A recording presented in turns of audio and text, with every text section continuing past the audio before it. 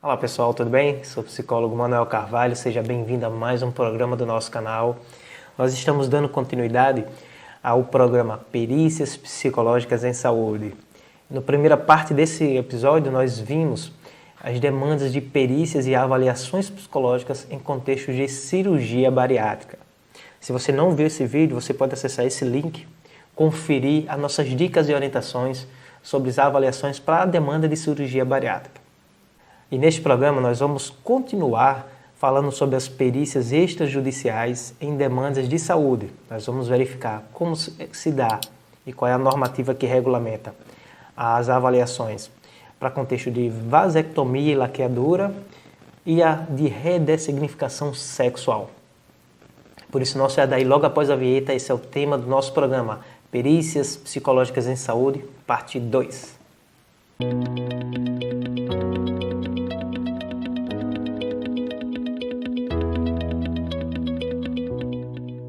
Nós vimos no primeiro programa que as perícias em saúde elas podem ser no contexto judicial ou extrajudicial.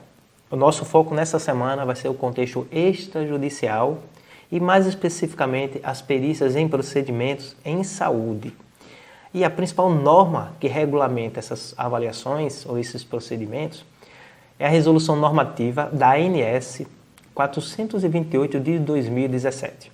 Agora nós veremos como ela trata as demandas para procedimentos de cirurgia de esterilização, vasectomia ou laqueadura e a de redessignificação sexual.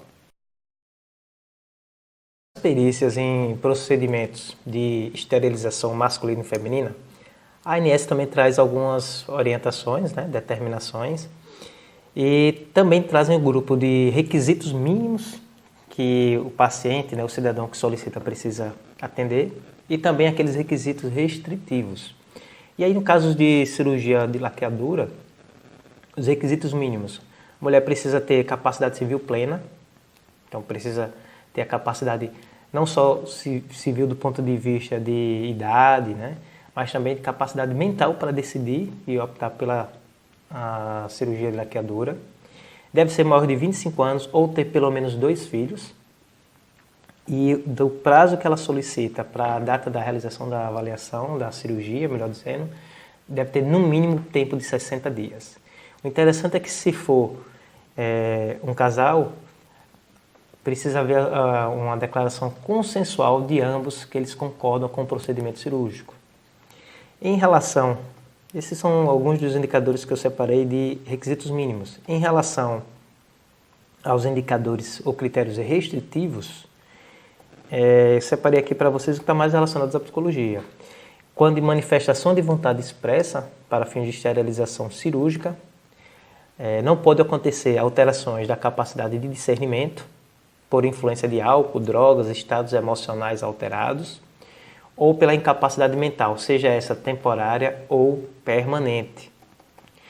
E em casos de pessoas que são absolutamente incapazes do ponto de vista jurídico, legal, a cirurgia de laqueadura feminina só pode acontecer com determinação judicial.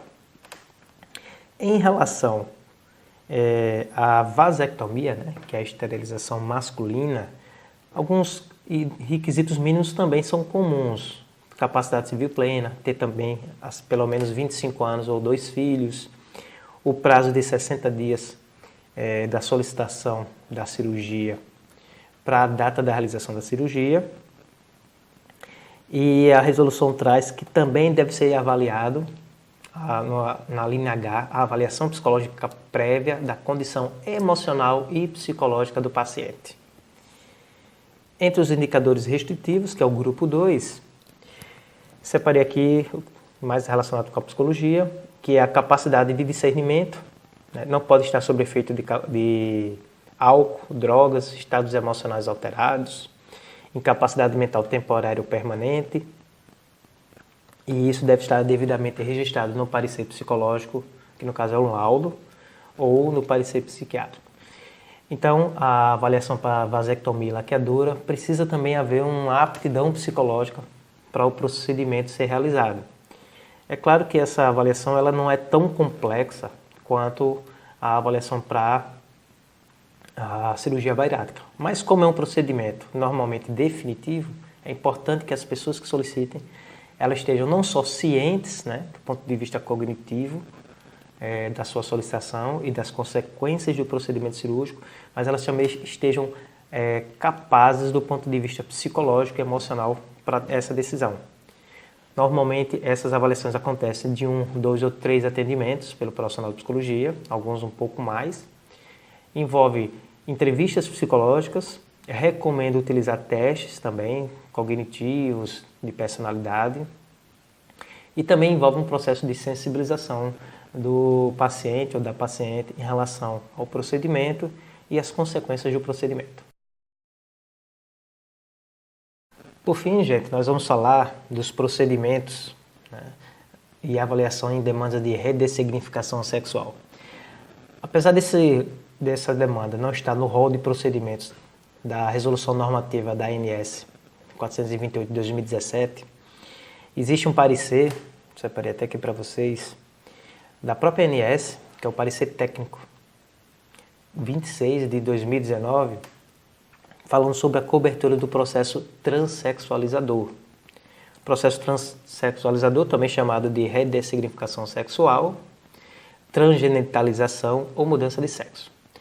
Isso seria, na realidade, um conjunto de procedimentos clínicos e cirúrgicos realizados com vistas a alterações de características sexuais, fisiológicas de um indivíduo. E, apesar de não estar no rol de procedimentos, existe um entendimento da ANS, né, do Ministério da Saúde, de que beneficiários de planos privados de assistência à saúde que tiverem um diagnóstico de transexualismo ou transgenitalismo, CID-10-F64, maiores de 21 anos, e com ausências de características físicas inapropriadas para a cirurgia, eles poderão sim se submeter e ter a cobertura até de planos de saúde de alguns procedimentos relacionados ao processo transexualizador. E aí é uma demanda que tem chegado, claro que não na mesma intensidade da cirurgia bariátrica, da vasectomia e laqueadura, mas tem chegado nos consultórios clínicos e também em outras demandas onde o profissional de psicologia atua. E aí é um procedimento que envolve também avaliar a capacidade cognitiva, né, do paciente que solicita ou está em processo de procedimento de redessignificação sexual. Importante avaliar os indicadores psicológicos, contexto familiar, porque é um procedimento que ele também é definitivo e ele traz várias consequências, alterações e mudanças, não só do ponto de vista físico, melhor dizendo, mas com impactos psicológicos, emocionais e também com impactos sociais na vida das pessoas. E aí é um procedimento muito importante para que você, profissional de psicologia, faça a sua avaliação fundamentada com conhecimento, embasamento técnico e teórico para esses procedimentos. Bem, pessoal, chegamos ao fim desse episódio dividido em 2 programas, Perícias Psicológicas em Saúde. Na próxima semana, nós vamos falar sobre as perícias psicológicas em saúde em demandas judiciais. Por isso, não se esqueça de dar uma curtida nesse vídeo, se inscreve no nosso canal, deixa teus comentários, tuas sugestões de temas, pode fazer tua pergunta também, quem sabe a sua pergunta não pode gerar um novo programa aqui para o nosso canal. E nos vemos na próxima segunda-feira. Sou o psicólogo Manuel Carvalho, muito bom ter aqui você conosco. Nos acompanhe também nas nossas mídias sociais, vou deixar os endereços delas aqui e vai aparecer aqui em alguma parte do vídeo, nossa mídia do Instagram e do Facebook. E estamos aqui sempre falando sobre a psicologia e sobre o comportamento humano. Um grande abraço, tchau, tchau.